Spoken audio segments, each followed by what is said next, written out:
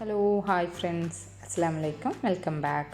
അപ്പോൾ ഇന്ന് നമ്മൾ ചെയ്യാൻ പോകുന്നത് ഒരു ആന്ധ്ര സൈഡിലേക്കുള്ള, തമിഴ്നാട് ആ സൈഡിലേക്കുള്ള ഒരു ഡിഷാണ്, ഒരു പണിയാരം.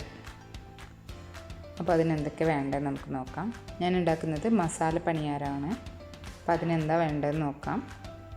അപ്പോൾ ഞാൻ കുറച്ച് ഇഞ്ചി ചോപ്പ് ചെയ്തതും വെളുത്തുള്ളി ചോപ്പ് ചെയ്തതും കുറച്ച് കറിവേപ്പില, ഒരു സവോള, ഇത്രയും ഞാൻ നന്നായി ചെറുതായി പൊടിയായിട്ട് അരിഞ്ഞ് വെച്ചിട്ടുണ്ട്. ഇനി ഒരു പാൻ ചൂടാക്കിയതിന് ശേഷം അതിലേക്ക് വെളിച്ചെണ്ണ, ഓയിലോ എന്ത് വേണേലും ഒഴിക്കാം. ഈവൻ പശുനെയ്യ് വരെ ഒഴിക്കാം കേട്ടോ. നിങ്ങൾക്ക് ഏതാണ് ഇഷ്ടം വെച്ചെങ്കിൽ അതൊഴിക്കാം. അതിലേക്ക് നമ്മളൊരു 1/2 ടീസ്പൂൺ കടുക് ഇട്ട് കൊടുക്കാം.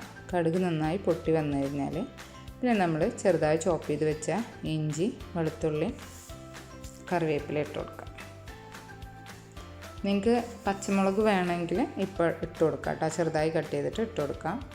ഞാൻ പിന്നെ പച്ചമുളക് അങ്ങനെ കടിക്കാൻ കിട്ടണ്ടെന്ന് കരുതിയിട്ടാണ് ഇടാത്തത്. ഞാൻ മുളക് പൊടി ഇടുന്നുണ്ട്. ഇനി ഇതിലേക്ക് ഒരു സവാള ചെറുതായി ചോപ്പ് ചെയ്തത് ഇട്ട് കൊടുക്കാം കേട്ടോ.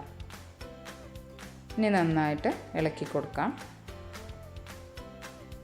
വേണമെങ്കിൽ ഈ ഒരു കൂട്ടിലേക്ക് ഉപ്പ് ഇട്ട് കൊടുക്കാം. ഞാൻ പിന്നെ ആ ബാറ്ററിൽ ഉപ്പിട്ട് കൊടുക്കുന്നതുകൊണ്ടാണ് ഇപ്പോൾ ഇടാത്തത്. ഇനി ഒരു 1/4 ടീസ്പൂണിൻ്റെ താഴെ കായപ്പൊടി ഇട്ട് കൊടുക്കാം. 1 ടീസ്പൂൺ മുളക് പൊടി ഇട്ട് കൊടുക്കാം.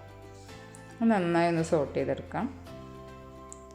അപ്പോൾ അതിനുള്ള മസാല റെഡി ആയിട്ടുണ്ട്. ഇതിൽ നമുക്ക് ക്യാരറ്റ് ചെറുതായി ചോപ്പ് ചെയ്തിട്ടത് ഇടാം കേട്ടോ.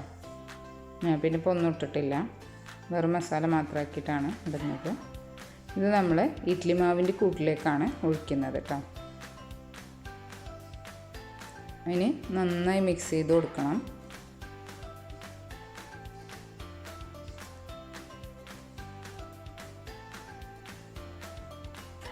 നന്നായി മിക്സ് ചെയ്ത് കൊടുത്തതിന് ശേഷം നമ്മളതിലേക്ക് ഉപ്പിടണം കേട്ടോ. പാകത്തിനുള്ള ഉപ്പ് നോക്കിയിട്ട് ഇടാം.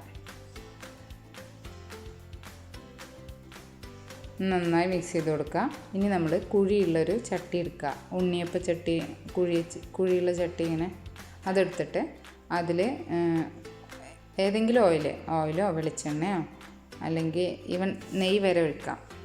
ഇതിൽ ആന്ധ്ര സൈഡിലൊക്കെ ഇതിൽ നെയ്യാണ് ഒഴിക്കുന്നത്. നമ്മൾക്ക് പിന്നെ അത്ര തന്നെ നെയ്യ് പറ്റാത്തവർക്കൊക്കെ വെളിച്ചെണ്ണയോ ഓയിലോ എന്ത് വേണേലും ഒഴിക്കാം. ഇനി വെളിച്ചെണ്ണയുടെ ഓയിലിൻ്റെ കൂടെ വേണമെങ്കിൽ നിങ്ങൾക്ക് 1 ടീസ്പൂൺ നെയ്യ് ആഡ് ചെയ്താൽ അതിൻ്റെ ഒരു ടേസ്റ്റ് കിട്ടുകയും ചെയ്യും. അപ്പോൾ ഇത് ബ്രേക്ക്ഫാസ്റ്റിനൊക്കെ നല്ലൊരു റെസിപ്പിയാണ്.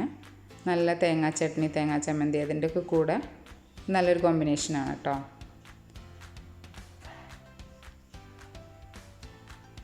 അപ്പോൾ ഇതാ ഒരു സൈഡ് മുരിഞ്ഞിട്ടുണ്ട്, നമ്മളത് മറിച്ചിട്ട് കൊടുത്തു. മറ്റേ സൈഡും റെഡി ആയിട്ടുണ്ട്. ഇനി നമ്മളതൊരു പാത്രത്തേക്ക് മാറ്റാം. അപ്പോൾ ഇത്രയാണുള്ളത്. നമ്മുടെ മസാല പണിയാരം റെഡി ആയിട്ടുണ്ട്. അപ്പോൾ ഒരു വെറൈറ്റിയാണ്, എല്ലാവരും ഒന്ന് ട്രൈ ചെയ്ത് നോക്കുക. വീഡിയോ ഇഷ്ടമായാൽ പ്ലീസ് ഒന്ന് ലൈക്ക് ചെയ്യുക, ഷെയർ ചെയ്യുക, ചാനൽ സബ്സ്ക്രൈബ് ചെയ്ത് കാണുക. ഓക്കെ.